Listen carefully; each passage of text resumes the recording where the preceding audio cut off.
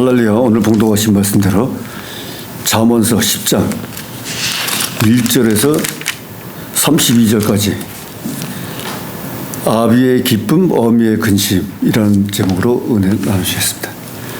이 표제를 보면은 아비의 기쁨, 어미의 근심 이렇게 되어 있습니다. 그래서 솔로몬의 잠언으로 비교 말씀이 되겠습니다. 1절에 보시면 솔로몬의 잠언이라 지혜로운 아들은 아비를 기쁘게 하거니와 미련한 아들은 어미의 근심이니라.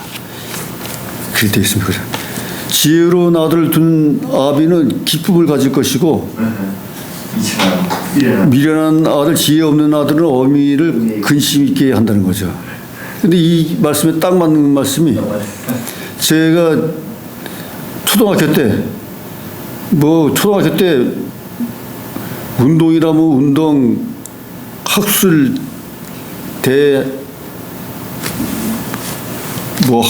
이런 데 많이 3학년 때부터 활동을 한 것 같아요. 3학년 때부터 핸드볼 담임 선생이라 핸드볼부, 그 다음에 또 육상부.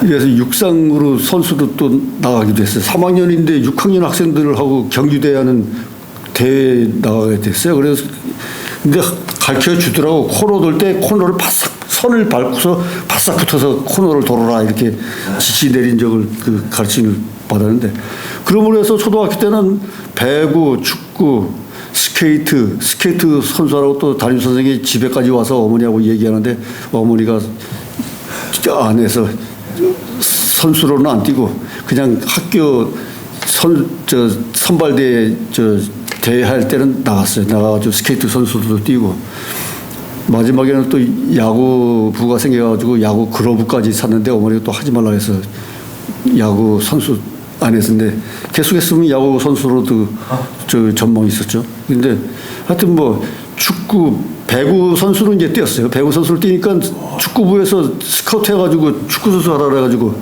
라이트 윙이나 5번 센터포드 위치를 떼가지고 군대 도대에도 나가고 이제 그랬었는데, 그러면서 하면서 또 공예 만들기 대회 해가지고 군대 도대에 나가가지고 도대에서 특상 받고 이렇게 하고, 그래서 공예로 또 특상 받아가지고 대학교에서 할 때 미술 계통으로 나가야 되나. 그 다음에 또 그래서 초등학교 때 그래서 아버님이 우리 학교 선생님들을 운동회 끝난 다음에 저녁 식사 대접을 하신 거예요. 그래서 아비의 기쁨이라는 게 이때 아비의 기쁨으로 식사 대접을 하셨나 싶은 생각이 들어가는 거예요. 그 초등학교 때는 반장도 해가면서 운동회 때는 그때 정보백번 주장? 아니요. 운동회 때는 저걸 했어요. 애들이 가마를 태워서 왕이 돼가지고서 가서 칼로 짐을 목을 치는 그런 것을 지시하는 그 왕으로 이제 들어가가지고 운동회 때 가마 타고서 애들이 4씩 받쳐가지고 왕을 태워서 운동장 가운데로 가서 그때 칼로 목 치는 뭐라 그래요? 그거를 이제 지시해서 칼을 치게 하는 그런 역할도 하게 하고 해서 초등학교 때는 거의 아주 우수 학생으로 아주 됐죠. 공예면 공예, 체육은 체육, 공부면 공부 이렇게 아주 해서 결국에는 운동회 끝나고서 선생님들 저녁 식사 대접을까지 하는 아비의 역할을 기쁘게 했죠. 그러나 이제 미련한 아들은 어미의 근심이 되느니라. 30대에 이제 세상에 이제 들어가서 직장 생활하면서 여러 가지 일을 하다 보니까 빵꾸가 나고 이제 카드가 이렇게 되니까 그때 당시에 나중에는 어머니가 땅을 치고 통곡을 하더라고. 땅을 치고.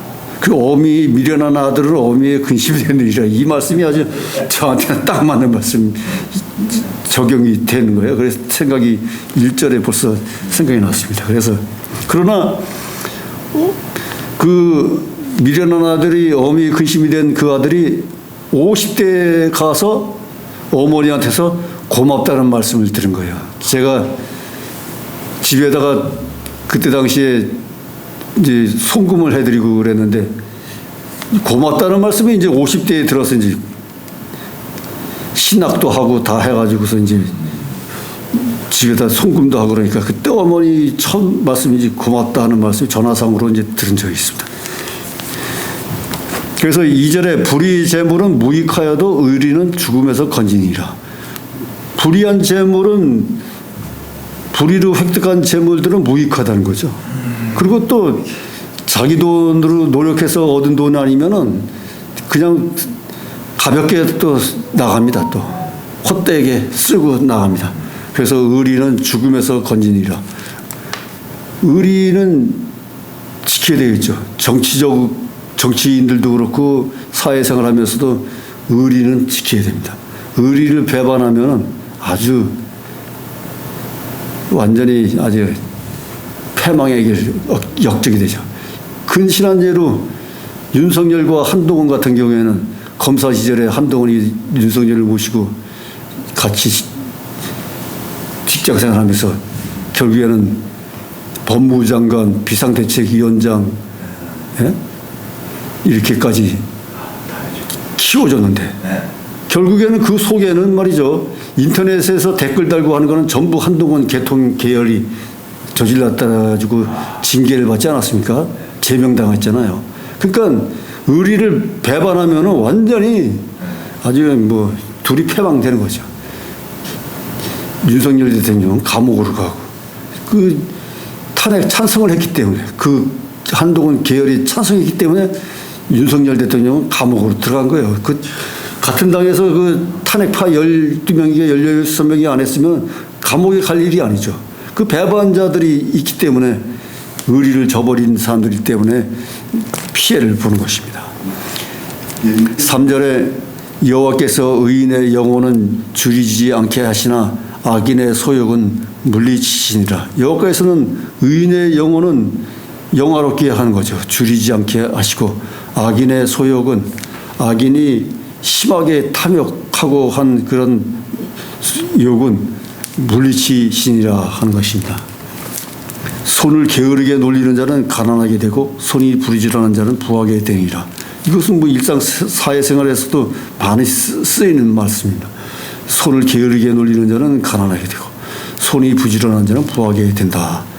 또한 5절에 여름에 거두는 자는 지혜로운 아들이나 추수 때에 자는 자는 부끄러움을 끼치는 아들이다. 여름에 거두는 자, 여름에 열심히 해서 가을에 거두는 자는 지혜로운 아들이 되는데 추수 때에 잠자고 있다는 거죠. 추수할 것이 없어서. 그러면 부끄러움이 되고 가난하게 된다는 것입니다. 6절에 의인의 머리에는 복이 임하거늘 악인의 입은 독을 먹었느니라. 마찬가지로 의인의 머리에는 은혜로 끼치고 의만 바라고 있기 때문에 복이 내려올 수밖에 없다는 거죠. 그러나 악인은 항상 입에 불평불만하고 독이 있기 때문에 독을 먹을 수밖에 없다 하는 것입니다. 의인을 기념할 때는 칭찬하거니와 악인의 이름은 썩으리라. 의인을 기념하고 칭찬할 때는 칭찬과 기쁨과 감사가 넘치겠지만 악인은 썩을 수밖에 없다는 거죠. 마음이 지혜로운 자는 명령을 받거니와 입이 미련한 자는 패망하리라. 마음이 지혜로운 자에게는 명령을 받고 말씀 계명을 받지만 입이 미련한 자에게는 패망할 수밖에 없다는 것입니다. 바른 길로 행하는 자는 걸음이 평안하거니와 굽은 길로 행하는 자는 드러나리라. 바른 길로 행하는 자는 걸음걸이가 편하고 평안하고 하나님이 동행하시고 인도해 주신다는 거죠. 바른 길로 행할 때는. 그러나 굽은 길로 행하는 자는 드러난다는 거죠. 굽은 길로 행하면 고행이 된다는 거죠. 눈치다는 자는 근심을 끼치고 입이 미련한 자는 패망하리라. 눈치를 보고 말이죠. 눈알을 돌리고 이런 자들은 근심을 끼친다는 거죠. 입이 미련한 자는 패망하느니라. 나는 지인이 엊그제도 전화 오고 그랬는데 끝까지 저를 아주 투자자로 물주로 전주로 생각하고서 그런지 거의 뭐 20여 년 동안 같이 친근하게 통화도 하고 하면서도 끝까지 놓지 않더라고요. 엊그제는 투자할 곳이 있는데 2천만 원 있으면 뭐 몇 억을 만든다라 하면서 또 전화를 하더라고요. 그래서 근래 한두 번 전화를 안 받았습니다. 끝까지 그 욕심을 안 버리는 거예요. 사기든 어떻든 뭐 진정으로 투자하는 것이든 어떻든 그 버는 돈은 어디 벌지 않냐. 그 벌어도 다 나간다. 이랬는데도 불구하고 그게 계속 눈짓을 하는 거예요. 11절에 의인의 입은 생명의 샘이라도 악인의 입은 독을 머무느니라. 의인과 악에 대해서 그러니까 비교 말씀을 계속 지금 비교를 하고 있습니다. 바른 사람과 악인과 선과 악에 대해서 계속 비교를 하고 있습니다. 의인의 입은 생명의 생미라도 악인의 입은 독을 머무니라. 악인은 뭐 계속 독을 품고 있는 거예요. 미움은 다툼을 일으켜도 사랑은 모든 허물을 가리우리라. 미워서 뭐 맨날 다투고 말싸움이 나고 그랬지만 사랑을 하면 이웃 사랑을 하면 허물이 덮여진다는 거죠. 그러니까 뭐 한번 다투기 시작하면 계속 다툰다는 거예요. 그 악을 안 부리면 떠나가지 않으면 계속 다툴 수밖에 없다는 거죠. 13절에 명철한 자의 입술에는 지혜가 있어도 지혜 없는 자의 등을 위하여는 채찍이 있느니라. 명철한 자의 입술에는 지혜가 넘치는 거죠. 지혜 없는 자에게는 계속 채찍과 허물과 다툼으로 이어지는 겁니다. 지혜로운 자는 지식을 간직하거니와 미련한 자의 입은 멸망에 계속 미련한 자는 악한 자는 계속 멸망과 패망 계속 궁지로 몰리는 것입니다.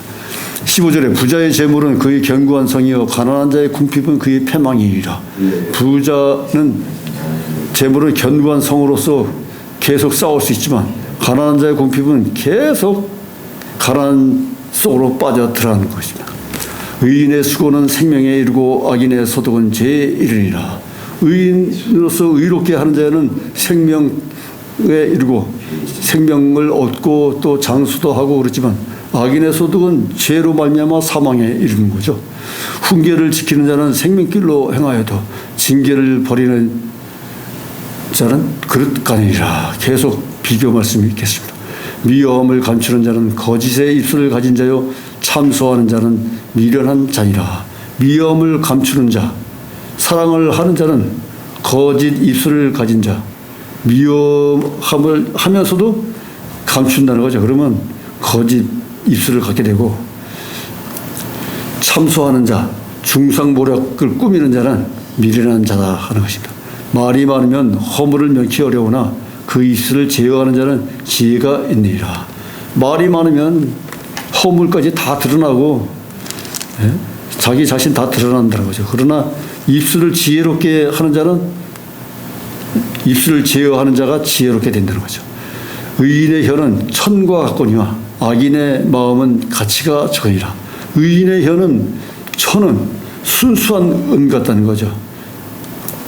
용광로에 들어가서 담금질하고 정금과 같이 99% 이상 순수한 은이 된다는 거죠. 의인의 혀는. 그러나 악인은 가치가 없다는 것입니다. 의인의 입술은 여러 사람을 교육하나 미련한 자는 지식이 없어 중명이라는 것입니다. 그러니까 목자나 지도자, 인도자들은 지혜로운 입술과 의로운 입술이 되어야 된다는 거죠. 그래서 바른 길로 인도해 간다는 것입니다. 여호와께서 복을 주심으로 사람으로 부하게 하시고 근심을 겸하여 주지 아니하시니라. 여호와께서는 복을 주심으로 사람을 근심 걱정 없게 부하게 해 주시고 그러나 근심을 겸하여 주지 아니하신다는 거죠. 요한복음 14장 27절에도 평안을 끼치노니 결국엔 마지막 절에 근심하거나 두려워하지 말라 하는 말씀입니다. 근심, 걱정, 두려움, 불평, 불만 이거 하지 말라는 거죠. 23절에 미련한 자는 행악으로 낙을 삼는 것 같이 명철한 자에는 지혜로운 낙을 삼느니라. 미련하고 악한 자들은 이 죄 짓고 행악하는 것을 낙으로 삼는다는 거죠. 그러니까 뭐 탄핵을 하더라도 19번 뭐 20번 30번을 하더라도 탄핵에 대한 책임을 안 지는 거예요. 이들은 뭐 사법부 검찰 뭐 본인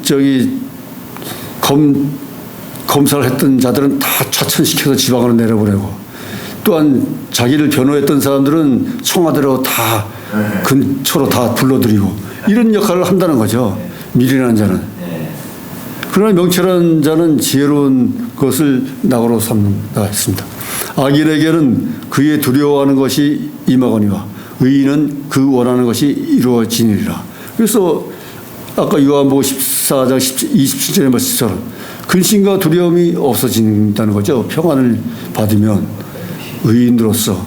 그러나 악인은 항상 두렵고 떨리는 마음으로 패망하게 된다는 것입니다. 또한 회오리 바람이 지나면 악인은 없어져도 의인은 영원한 기초 같으니라. 회오리 바람 불면은 악인은 그리 빨려 들어가 없어지는 거죠. 게으른 자는 그 부리는 자에게 마치 이의 초 같고 눈의 영이 같으니라. 게으른 자는 그 부리는 자에게 마치 이의 식초같이 하고 말이죠. 눈의 연기같이 한다 이거죠. 눈의 연기같이 쓰고 눈앞으로 연기같이 사라져 버린다는 거죠. 여호와를 경외하면 장수하니라. 그러나 악인의 연세는 짧아졌느니라. 여호와를 경외하면 생명을 얻는다는 거죠. 생명을 얻고 말씀으로 생명을 얻고 또한 장수하게 된다는 것입니다. 수명의 연장을 얻게 되는데 악인의 연해는 짧아지니라. 패망으로 가는데 뭐 죽음으로 가는데 짧아질 수밖에 없죠. 악인의 소망은 즐거움을 이루어도 의인의 소망은 즐거움을 이루어도 악인의 소망은 끊어지니라. 계속 비교 말씀하고 있습니다. 여호와의 도가 정직한 자에게는 산성이요 행악하는 자에게는 멸망이라. 여호와의 말씀을 따라서 행하는 자는 정직한 자에게는 산성이 되는 거죠. 여호와의 말씀이 산성이 돼서 나의 요새시여 산성이시여 나의 피난처가 되시는 여호와가 된다는 것입니다. 여호와의 도를 따르는 자에게는. 그러나 행악을 하는 자, 악한 자에게는 멸망일 수밖에 없습니다. 수월에 빠지고 죽음에 빠지고 패망으로 빠질 수밖에 없습니다. 의인은 영영이 이동되지 아니하여도 악인은 땅에 거하지 못하게 되니라. 그래서 의인은 영영이 이동되지 아니하여도 의인은 하나님과 함께 동행하는 삶으로 말미암아 함께 하는 삶이 되는데 악인은 땅에 거하지 못하게 패망에 이르러 죽음에 이른다는 거죠. 결국에는 뭐 고라 자손의 그 고라 같은 경우에도 모세한테 대항하는 말미암아 지진이 일어나서 땅으로 파묻혀 죽고 말았습니다. 그래서 악인은 땅에 거하지도 못하게 되니라. 그리고 또한 뭐 전쟁의 패망으로 말미암아 다 쫓겨나가는 거죠. 그래서 지금도 중동에서는 팔레스타인 백성들하고 이스라엘 백성들하고 계속 전쟁이 나는데 팔레스타인 땅에 팔레스타인들이 살았지만은 그 땅에 거하지 못하는 거죠. 계속 전쟁 치르면서 죽고 피해 다니고 하는 것입니다. 의인의 입은 지혜를 내어도 패역한 혀는 배임을 당할 것이니라. 의인의 입에서는 지혜의 말씀이 계속 나오지만 패역한 자에서의 혀는 배임을 당할 수밖에 없다는 거죠. 의인의 입술은 기쁘게 할 것을 알거늘 악인의 입은 패역을 말하니라. 의인의 입술에서는 기쁨과 찬양과 영광이 드러나겠지만 악인의 입에서는 계속 악만 퍼붓고 불평불만하고 의인은 없고 그러므로 말미암아서 패역에 이르러서 멸망에 이르게 된다는 것입니다. 그래서 그 지혜의 말씀으로서 계속 비교 말씀하는데 선과 악에 대해서 선은 따라서 유익하지만 악은 버려야 된다는 거죠. 어떠한 악이라도 버려야 된다 하는 것이 하나님의 말씀입니다. 그래서 악의 혀와 악인, 악행 모든 것은 무슨 악이라도 다 버려야 된다 하는 것이 하나님의 말씀입니다.